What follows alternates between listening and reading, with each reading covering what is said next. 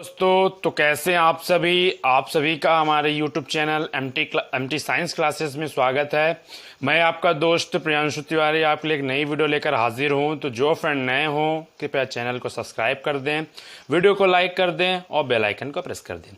चलिए video start करते हैं। आज की टॉपिक क्या है?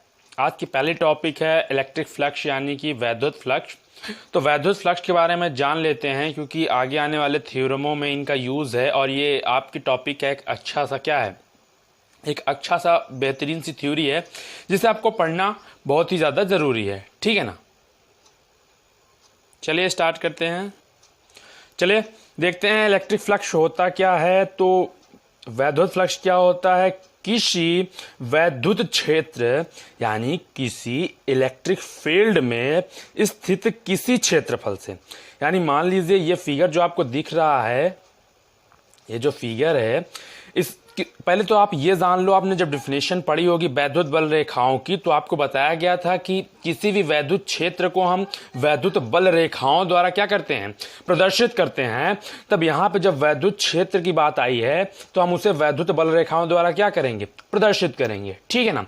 उसके बाद किसी क्षेत्रफल से, यानी कि किसी भी वैद्युत क्षेत्र में आप जब किसी क्षेत्रफल वाली आकृति को आप रखते हो तो उस क्षेत्रफल से गुजरने वाली वैद्युत बल रेखाओं की संख्या को, यानी कि जो क्षेत्रफल आकृति का आपने रखा है उसमें से गुजरने वाली वैद्युत बल रेखाओं की संख्या को उस क्षेत्रफल से बद्ध, यानी उस क्षेत्रफल से जाने वाली बद्ध वैद्युत फ्लक्स कहते हैं। ठीक है ना? तो आप किसी भी वैद्युत क्षेत्र में स्थित किसी भी क्षेत्रफल से गुजरने वाली वैद्युत बल रेखाओं की संख्या को उस क्षेत्रफल से बद्ध वैद्युत फ्लक्स कहते हैं। ठीक है ना? वैद्युत फ्लक्स कहते हैं। इसे फाई ई से क्या करते हैं, इसे फाई ई से प्रदर्शित करते हैं। मान लो आपका ये कोई वैद्युत क्षेत्र है जिसे हम वैद्युत बल रेखाओं द्वारा डिनोट कर देते हैं। तो उसमें जब हम किसी भी आकृति यानी किसी भी क्षेत्रफल वाली आकृति को आप रखते हो तो कुछ वैद्युत बल रेखाएं बाहर निकल के जाती हैं। तो इन्हीं वैद्युत बल रेखाओं की संख्या को आप क्या कहते हो, इन्हीं वैद्युत बल रेखाओं की संख्या को आप क्या कहोगे, वैद्युत फ्लक्स कहोगे। इस क्षेत्रफल का, यानी इस आकृति के क्षेत्रफल का आप क्या कहोगे, वैद्युत फ्लक्स कहोगे। ठीक है ना? अब इस फॉर्मूले को हम लिखते कैसे हैं? इस फॉर्मूले को लिखते हैं, वैद्युत क्षेत्र में किसी तल से बद्ध वैद्युत फ्लक्स तल के क्षेत्रफल, यानी कि आप जब वैद्युत फ्लक्स निकालोगे तो इस तल के क्षेत्रफल यानी कि ए तथा क्षेत्रफल के लंबवत वैद्युत क्षेत्र, यानी कि जो ये क्षेत्रफल होगा उसके लंबवत होगा वैद्युत क्षेत्र की तीव्रता, यानी कि जो क्षेत्रफल होगा कुछ ऐसे में होगा तो इसके लंबवत होगा वैद्युत क्षेत्र की तीव्रता के घटक के गुणनफल के बराबर होता है। के घटक के गुणनफल के क्या होता है, तो बराबर होता है। फॉर्मूला आपका क्या निकल के आएगा, फाई बराबर ई कॉस थीटा इंटू ए, क्योंकि इसके साथ एक घटक भी आएगा इसका। ठीक है ना? 36 घटक। तो जब आप इसको पूरा सॉल्व कर दोगे तो आपका बन जाएगा क्या, फाई ई बराबर ई ए कॉस थीटा। ये आपका होता है फ्लक्स। ठीक है ना? चलिए अगली टॉपिक हम देखते हैं। अगली टॉपिक क्या है? अगली टॉपिक हमारा सॉलिड एंगल यानी कि घन कोण क्या होता है। घन कोण क्या होता है इसका जिक्र हमने इसलिए किया, आपने सिलेबस देखा होगा तो उसमें नहीं मिला होगा, लेकिन जब अभी आप गॉस की थ्योरम को आप प्रूफ करोगे तो वहां पे इसकी आवश्यकता पड़ जाती है। ठीक है ना? तो जब आप घन कोण क्या होता है वो पढ़ो तो किसी गोलीय पृष्ठ का क्षेत्रफल, यानी कि जो गोलीय पृष्ठ हो उसका क्षेत्रफल गोले के केंद्र पर यानी सर्किल के सेंटर पर एक कोण आंतरित करता है या एक कोण बनाता है, उसे घन कोण कहते हैं। कहने का मतलब ये है, कोई गोलीय पृष्ठ जैसे आपके फिगर में दिख रहा है, ये कोई गोलीय पृष्ठ है, ये किसी सर्किल के सेंटर पे एक ये एंगल बना रहा है, उसे क्या कहेंगे, घन कोण कहते हैं। इसे ओमेगा से प्रदर्शित करते हैं, इसे ओमेगा से क्या करते हैं, डिनोट करते हैं या प्रदर्शित करते हैं। और इसका सूत्र होता है डी ओमेगा बराबर डी एस आर स्क्वायर, यानी डी का मतलब क्या होता है, छोटा कोण, यानी कि बहुत बड़ा कोण नहीं बनाता है, एक छोटा सा एंगल डिनोट करता है। ठीक है ना? चलिए इतना हो गया, मैं आशा करता हूं इतना आपको समझ में आया होगा। तो ये दोनों चीजें मैंने इसलिए आपको बताई क्योंकि आने वाले गॉस के रूल में, यानी गॉस का जो नियम है, प्रमेय है, गॉस थ्योरम है, उसमें इनकी यूज पड़ेगी क्योंकि हमें उन्हें क्या करना है, प्रूफ करना है। ठीक है ना। आगे क्या है, गॉस का थ्योरम यानी कि गॉस का प्रमेय। अभी आप यहां डिफिनेशन पढ़ो और फॉर्मूला देखोगे आगे, अब उसके बाद हम इसको क्या करेंगे, प्रूफ करेंगे, ठीक है ना। तो गॉस का थ्योरम क्या होता है, गॉस का प्रमेय क्या होता है, तो गॉस के नियम अनुसार यानी कि गॉस ने जो थ्योरी बताई उसके नियमानुसार किसी बंद पृष्ठ से जैसे मैंने अभी फ्लक्स के लिए बताया था, किसी बंद पृष्ठ से गुजरने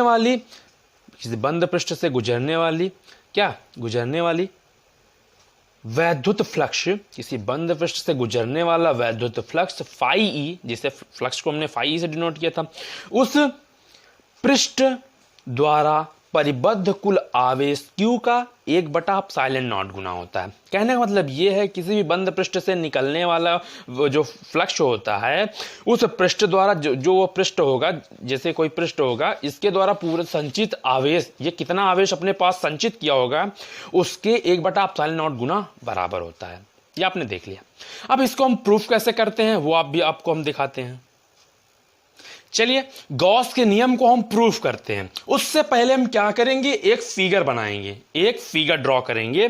तो जैसे अभी हमने घनकोण के लिए एक फिगर ड्रॉ किया था उसी तरीके से इसके लिए भी एक फिगर क्या करेंगे, ड्रॉ कर लेंगे।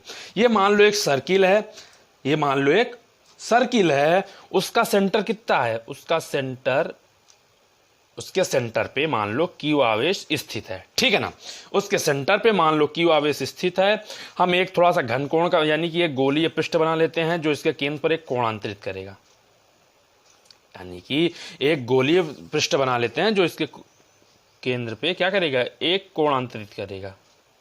ये गोलीय पृष्ठ हो गया जो क्या कर रहा है, एक सर्किल के सेंटर पे एक कोणांतरित कर रहा है, ये जिसे हमने कितना माना था, जिसे हमने माना था डी ओमेगा, ठीक है ना। और वृत्त की त्रिज्या हमने आर मान ली है, ठीक है ना। सेंटर हमारा कितना है, सेंटर हमने ओ मान लिया है, ठीक है। इतना आपको समझ में आ गया होगा। फिगर ये था, हम इसको थोड़ा डॉटेड लाइन से डिनोट कर देते हैं। ये क्षेत्रफल हो गया, क्षेत्रफल हमारा छोटा है इसलिए इसे डी ए से दिखाएंगे, ठीक है ना। अब आप माना क्या लिखोगे, माना एक Q आवेश बिंदु O पर स्थित है जिसे हम R दूरी यानी कि R त्रिज्या की दूरी लेकर एक गॉसियन पृष्ठ खींचते हैं। इसे हम गॉसियन पृष्ठ कह सकते हैं।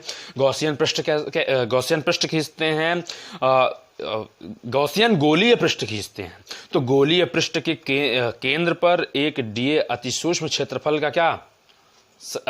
क्षेत्रफल का गोलीय पृष्ठ क्या करता है, गोले के केंद्र पर एक कोण अंतरित करता है जिसका मान DW है, यानी कि DW नहीं, डी ओमेगा है, ठीक है ना। चलिए गॉस के नियम का प्रूफ करते हैं। तो इतना आप माना लिख लोगे, उसके बाद आप ये लिखोगे, क्या लिखोगे, उसके बाद आप लिखोगे, हमने पता है कि डी ओमेगा की वैल्यू कितनी होती है, तो डी ओमेगा बराबर DA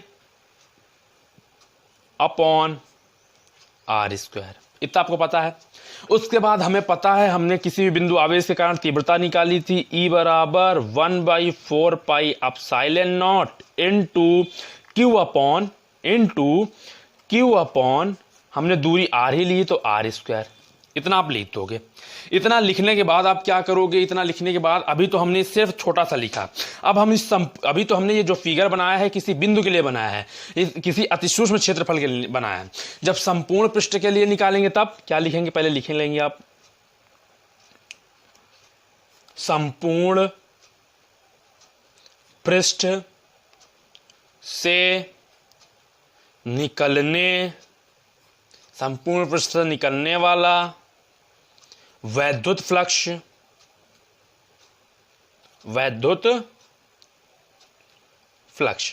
ठीक है ना।